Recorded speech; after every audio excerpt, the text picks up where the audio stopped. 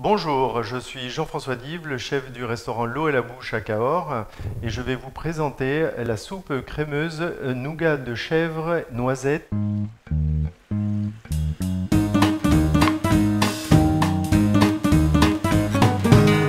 Pour réaliser la soupe de butternut, vous avez évidemment besoin d'un butternut, des oignons, de la graisse de canard et du bouillon de canard. Ensuite, pour le nougat de chèvre, vous avez besoin de noisettes, caillé de chèvre, du rocamadour, du sel, du poivre.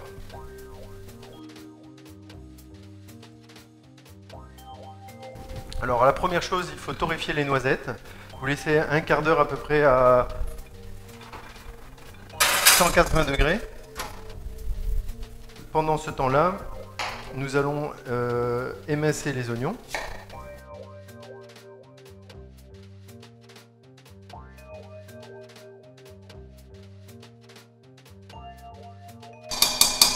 La graisse de canard. Pour le découpage du butternut, faites très attention à vos doigts. Alors le butternut, il est constitué de deux morceaux. Ici vous avez l'avant qui est plein et ici derrière une partie creuse. Alors nous allons vraiment le couper à l'endroit où ça commence à courber.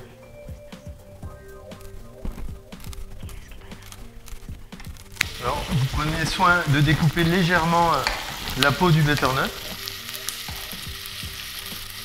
sans trop entamer la chair et en faisant très attention à vos doigts.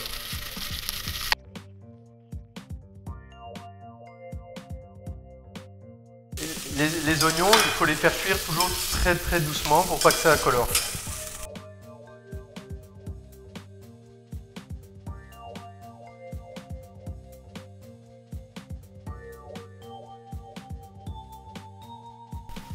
Alors, nouvelle étape, nous allons parer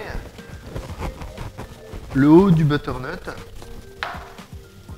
afin de faire de beaux rectangles pour ensuite tailler des lamelles.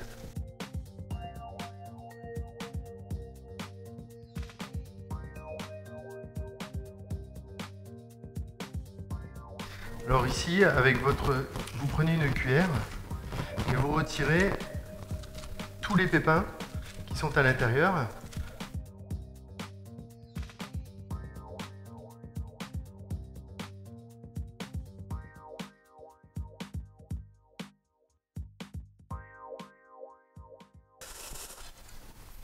Une fois que les oignons ont été bien sués, c'est-à-dire qu'ils deviennent translucides, c'est très important en fait que l'oignon devienne translucide, autrement il ne cuit pas du tout.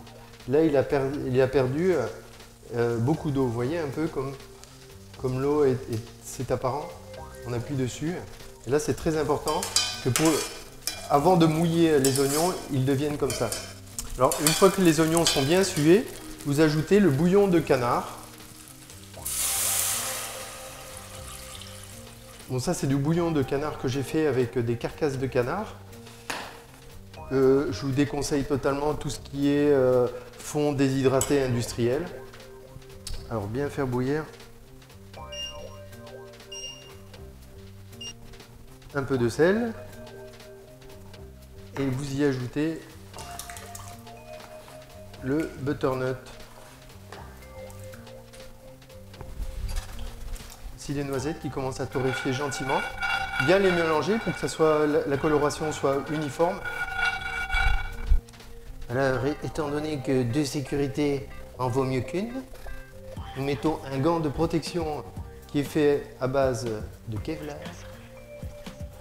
Non mais bon, déjà avec le gant, c'est des gants Kevlar que vous pouvez retrouver sur internet, pas de problème. Bon, des belles lamelles de butternut.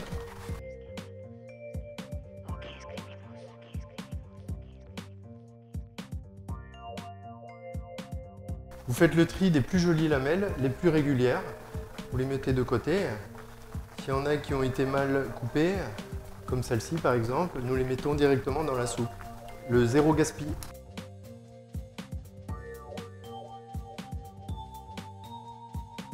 Ensuite, ces lamelles de butternut, nous allons les cuire dans un bain d'eau bouillante avec du vinaigre d'alcool tout simplement.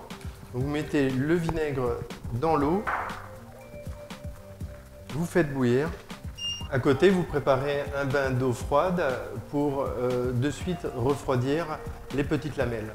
Pendant ce temps, nous allons voir les noisettes si elles sont terminées d'être torréfiées. Regardez comment c'est joli, tout uniforme. C'est très important la torréfaction, c'est vraiment ce qui va donner le goût à la noisette. Ici, à l'aide d'un rouleau à pâtisserie, vous allez piler les noisettes afin de les réduire en petits morceaux. Une fois bien broyées, les noisettes, avec une très bonne odeur de praliné.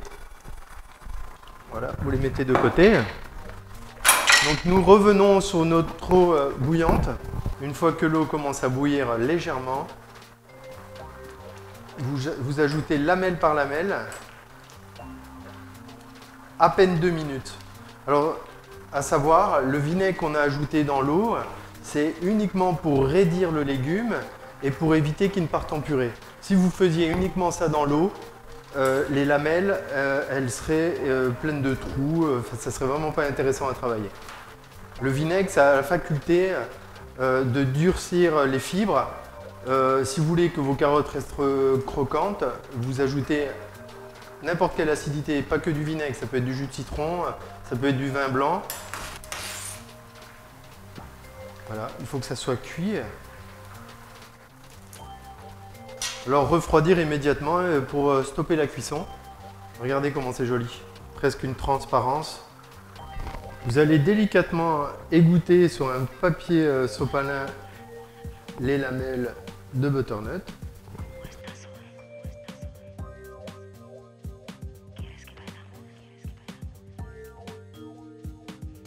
Nous allons rentrer dans la réalisation du nougat de chèvre. Donc vous prenez le caillé, ensuite l'estragon que vous allez hacher délicatement. Vous en mettez une partie dans le caillé. Vous y ajoutez 2 rocamadours, sans doute l'un des meilleurs fromages de France et du monde. Ajoutez une pincée de sel. Un tour de moulin à poivre et vous y mettez les noisettes torréfiées. Bien mélanger pour que le rocamadour soit bien intégré dans l'appareil. Prenez de préférence des rocamadours bien mous. L'appareil, donc c'est-à-dire l'ensemble du fromage, les noisettes, vous le mettez dans une poche à douille que vous allez tenir au frais le temps que nous finissions le reste de la préparation.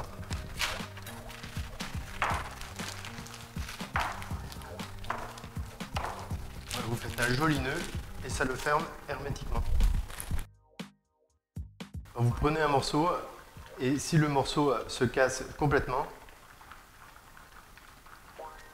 c'est que la soupe est cuite. Donc là, nous allons pouvoir la mixer et la passer au chinois.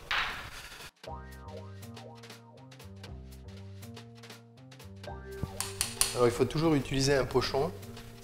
Un pochon, c'est une toute petite louche qui va vous permettre d'aller très profondément dans votre chinois. Pour modifier la consistance de la soupe, vous y rajoutez un tout petit peu d'eau.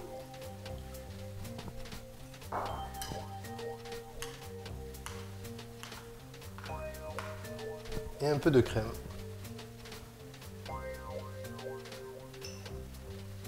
On va le tenir au chaud dans la casserole afin de pouvoir commencer le dressage.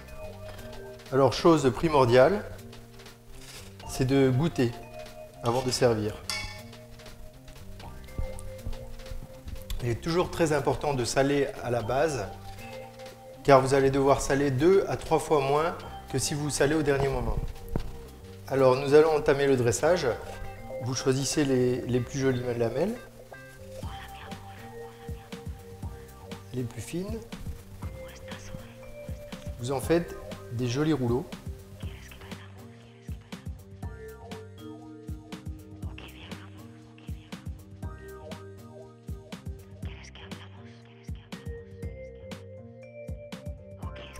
À l'intérieur, vous y mettez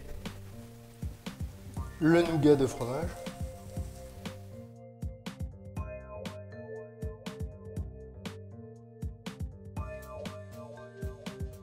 Pensez toujours, si vous voulez faire un joli dressage, prendre toujours des chiffres impairs. Alors, au final, vous appliquez la soupe de butternut.